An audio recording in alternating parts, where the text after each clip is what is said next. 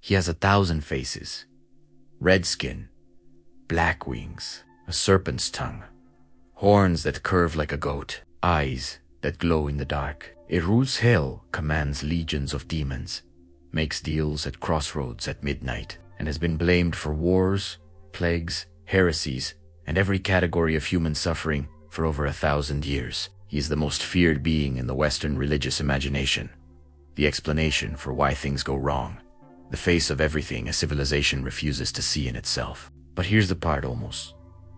Nobody tells you most of those details. They're not in the Bible.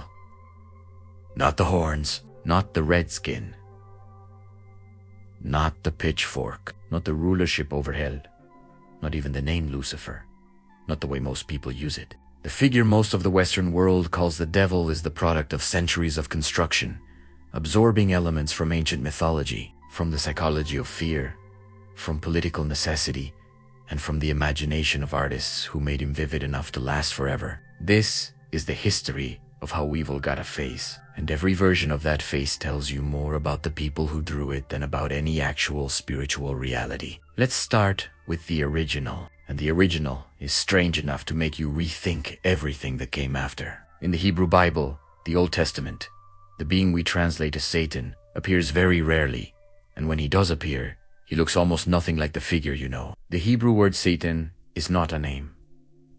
It is a title, a function. It means the adversary, or the accuser, someone who challenges or opposes. And in the earliest texts, that function is not the enemy of God. It is something closer to an officer of God's court. The most striking example is the book of Job.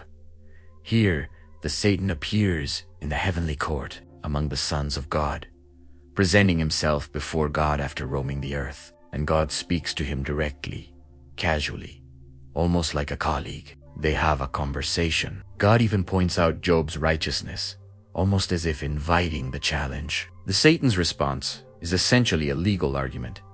Of course Job is faithful. He has everything. Take it all away and see what happens. And God allows it. This is not a rebellion. This is a collaboration between the divine and the adversarial function built into creation. Read that carefully. In the oldest portrait of this figure in the Western tradition, the adversary is operating with God's permission, within God's court, toward a purpose that God apparently sanctions. He is adversarial, but he is not independent. He is not at war with God. He is, in a deeply unsettling way, doing something that God permits to happen. This is a figure performing a function within God's creation, and it is radically different from the all-powerful Lord of Evil that developed later. In the rest of the Old Testament, the Satan appears only a handful of times. He incites David to take a census. He accuses the high priest Joshua before God in the book of Zechariah, and God rebukes him. In every case, the figure is adversarial, but not independently evil, not the ruler of a rival kingdom, not the architect of human suffering on a cosmic scale. The enemy of humanity and the enemy of God are not yet the same figure. That fusion came later, and it came from somewhere specific. So where did all of that come from? The answer involves a journey through several civilizations, a captivity in Babylon, a borrowed mythology, and 500 years of theological construction. When the Israelites were taken into exile in Babylon in the 6th century BC, they encountered something their tradition did not have: a fully developed cosmic dualism. The Persian religious system of Zoroastrianism, which dominated the region, was built around an absolute opposition between two eternal forces: Ahura Mazda, the god of light, truth, and creation; Angra Mainyu, the destructive spirit, the lord of darkness, deception, and death. These two forces were not creator and creation. They were cosmic equals, locked in a battle for the universe that would eventually culminate in a final judgment, a resurrection of the dead, and the permanent victory of light. Red Dot leads a cosmic battle between good and evil, a judgment at the end of history, a resurrection,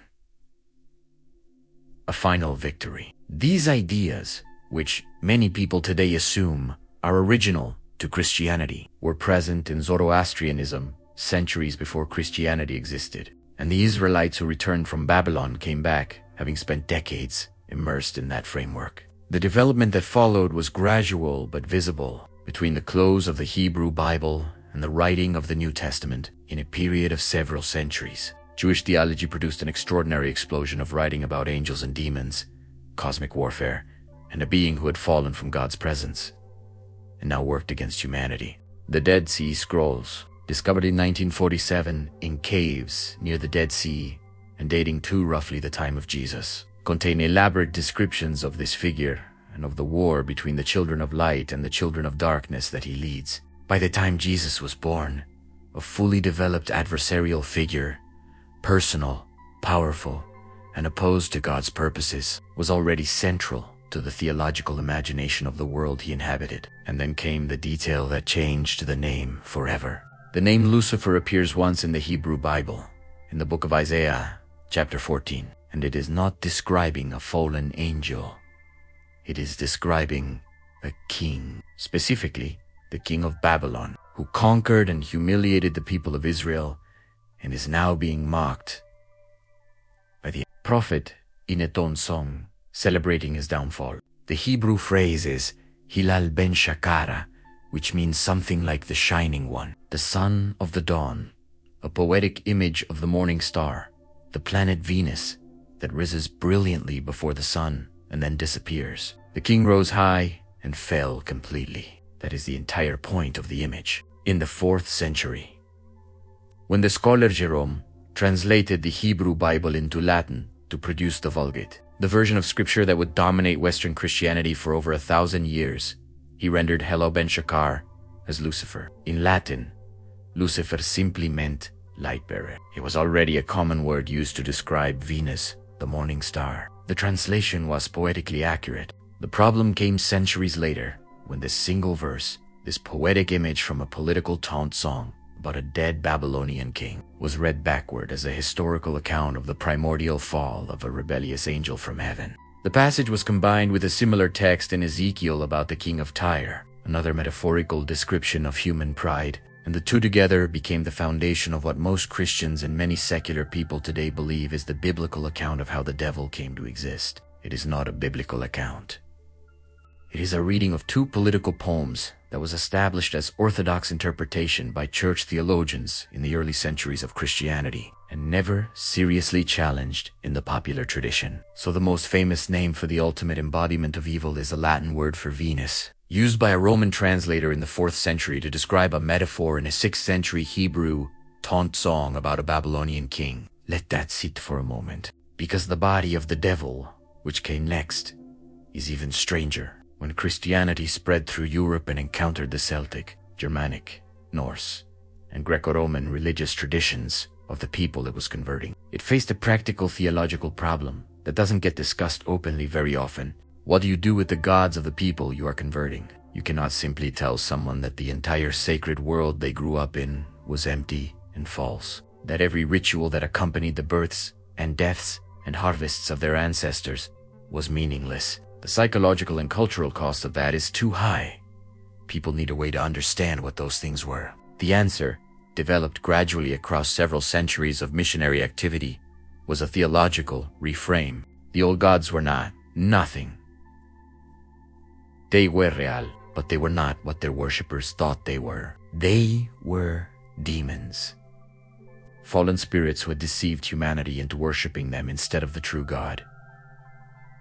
This gave converts a way to take their old sacred experience seriously, to acknowledge that something real had been happening while redirecting their allegiance. But in this process of theological reframing, something entirely unintended happened. The physical characteristics of the pagan gods got absorbed into the portrait of the devil.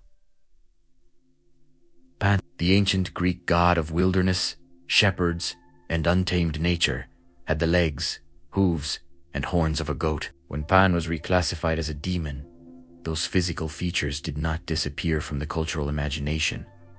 They transferred to the figure he was now said to serve. The goat legs became the devil's goat legs. The curved horns became the devil's horns. The association with wilderness, with animal lust, with the dangerous and uncontrolled natural world, came along with the imagery. The red coloring associated with certain Roman and Near Eastern deities of fire and war became the devil's skin color. The great bat wings, drawn from Norse and Germanic mythology of monstrous beings, the serpentine qualities from the creation narrative in Genesis, applied to the figure who was now identified with the serpent in Eden, the cloven hoof, the tail, the sulphurous stench. These details accumulated across centuries of folk tradition, art, and preaching, each one borrowed from the visual vocabulary of the cultures Christianity was displacing. The devil's body was assembled from the bodies of defeated gods. His face was a composite of everything that had been sacred in the old world and was now being redefined as evil.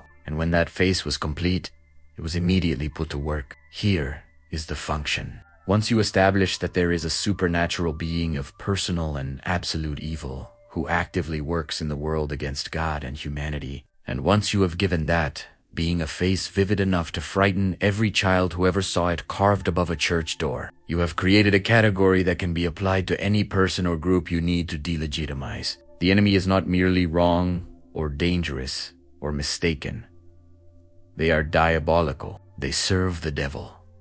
They are his instruments on earth. And the rules that protect human beings from certain kinds of treatment do not apply to the devil's instruments, the Cathars, a Christian movement in southern France that rejected the Catholic Church's hierarchy, its sacraments, and its claim to exclusive mediation of salvation, were described by church authorities not as theological opponents, but as devil worshippers who had made a pact with darkness. The crusade called against them in 1209. One of the most brutal military campaigns in medieval Europe was waged by Christian armies against other Christians in the name of destroying diabolical influence. When the papal legate in charge was asked how soldiers should distinguish Cathars from faithful Catholics in the city of Bizet, the account records him saying to kill everyone and let God sort them out. The city was burned. Tens of thousands of people died. The theological logic that made this acceptable was the category of the diabolical. The accusation of devil worship was similarly central to the persecution of Jewish communities across medieval Europe. The theological literature of the period described Jewish people as children of the devil, applying to an entire population a phrase used in a specific polemical context in the Gospel of John, the blood libel. The accusation that Jews murdered Christian children for ritual purposes was made comprehensible through this satanic framing. Of course, they would commit such acts. It was their master's will. Massacres, forced conversions, and expulsions across centuries were all conducted within this interpretive framework, and the women called witches, as we have seen in another chapter of this history, were understood to have made explicit pacts with the devil, submitting to him physically and spiritually in exchange for their powers. The entire prosecution structure of the witch trials depended on the reality of this figure. Without the devil, you had a woman who knew plants and attended difficult births. With the devil, you had a servant of cosmic evil who needed to be destroyed before she destroyed you. The face of the devil was put on the faces of the people who needed to be destroyed, and the more vivid and specific that face was, the easier it was to transfer it. While all of this was happening in official theology and official violence, something else was happening in literature and art. And it is one of the strangest reversals in the history of ideas, beginning in the late medieval period and accelerating through the Renaissance and beyond. Writers and artists began to do something unexpected with the figure of the devil. They made him interesting, and in making him interesting, they accidentally revealed something that the centuries of official demonology had obscured. Dante's Satan, at the very bottom of hell in the 14th century, is not triumphant. He is frozen in ice, weeping, beating his 6 enormous wings in a futile effort to escape, creating only the frozen wind that keeps him trapped. It is a portrait of absolute futility, of pride that has achieved nothing but its own perfect imprisonment. Terrible, but also genuinely tragic. Marlowe's Mephistopheles, in Dr. Faustus, a century later, is something else entirely. Witty, educated, philosophically sophisticated, and carrying within him a grief about his own damnation that makes him the most human figure in the play. When Faustus asks him why he is in hell when he is clearly walking around on earth, Mephistopheles answers that hell is not a place. Where we are is hell, and we who look upon the face of God and lost it, we are always in hell.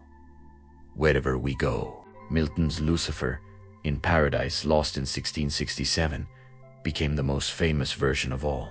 His opening speech in hell, delivered after the catastrophic defeat in heaven, is one of the greatest soliloquies in the English language. Better to reign in hell than serve in heaven is the line everyone quotes, but the full portrait is of a being who knows he has made an irreversible choice, who refuses to admit it was wrong even as he can see it was, who is driven forward by pride that has become indistinguishable from despair. He is compelling, disturbing, and psychologically alive, in a way that the figure of God in the same poem is not. The poet William Blake, reading Paradise Lost, made the observation that has never been satisfactorily answered. Milton was of the devil's party without knowing it. What Blake meant was that Milton, despite his sincere theological intentions, had created a Lucifer who was more interesting, more fully realized, more genuinely human in his suffering than the God who punished him. And in doing so, he had revealed something. When you give evil a truly human face, the face that looks back at you is recognizable. The pride, the refusal to submit, the conviction that your own vision is more important than any authority above it, the capacity for genuine suffering. These are not qualities unique to supernatural rebels. They are the qualities of every human being who has ever made a catastrophic choice and refused to admit it. The literature was finding its way towards something the institution had spent centuries trying to prevent. The recognition that the devil is not most usefully located out there. Now, here is where the story opens into territory that most people have never encountered, because there is a tradition that has thought about the nature of evil more carefully and more honestly than almost any other, and its conclusion is not what you would expect. In Kabbalistic tradition, the mystical heart of Judaism, the figure we call the devil occupies a completely different position than in any of the traditions we have described so far. The Kabbalah does not present evil as an independent power opposing God from outside. It does not present it as a cosmic equal who rebelled and was cast out and now wages war from a rival kingdom. It presents something far stranger and far more theologically serious. The Kabbalah speaks of a principle called the Sitra Achra, which means the other side. This is the realm of severity, of concealment, of what limits and opposes and tests. And here is the part that changes the entire framework.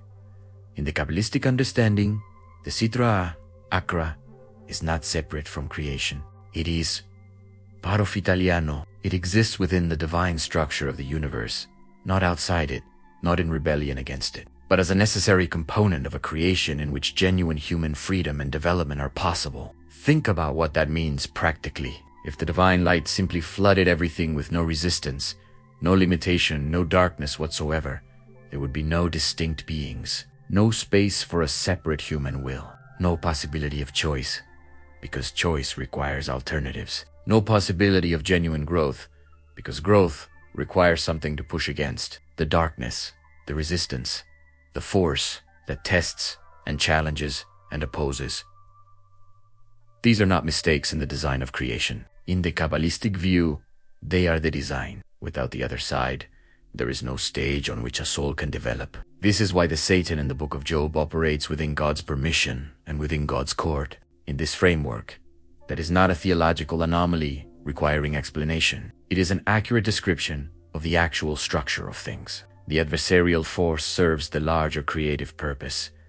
It is not God's enemy. It is, in the deepest sense, God's instrument for producing souls that have actually become something through genuine struggle, genuine choice, genuine encounter with darkness that required them to find the light. This does not mean evil is good. It means evil is purposeful. And that distinction changes everything about how you respond to it. In the Kabbalistic understanding, the appropriate response to darkness is not to project it outward onto a cosmic enemy and then onto human beings who can be identified as that enemy's servants. The appropriate response is to encounter it, to face it, to do the inner work of extracting the divine sparks that are concealed within it. The tradition calls this tikkun, repair, the repair of what is broken, which happens not by destroying the broken thing, but by recovering what is hidden within it. Carl Jung reached a similar conclusion from a completely different direction. through the concept of the psychological shadow. The darkness we refuse to acknowledge in ourselves does not disappear. It gets projected outward onto others, onto groups, onto enemies, onto the figure of absolute evil, which conveniently absorbs all the qualities we most fear finding in ourselves. The more vigorously a society insists on the existence of an external, personified Eva, Jung suggested, the more urgently you should ask what that society cannot face in its own mirror. This is where the entire history we have traced becomes most practically relevant, not as ancient religious controversy, but as something alive right now. Every age constructs its devils. The faces change, the names change, the specific accusations change, but the function is always identical. To place evil outside yourself, to make it someone else. Some other group, some other force that is categorically different from you and yours, so that the things you do against that group require no further moral accounting. Once something is labeled diabolical, the moral rules that govern behavior toward human beings are suspended. The history of this label, from the Cathar massacres to the blood libel to the witch trials, is the history of what that suspension costs, and it is a history that has not ended.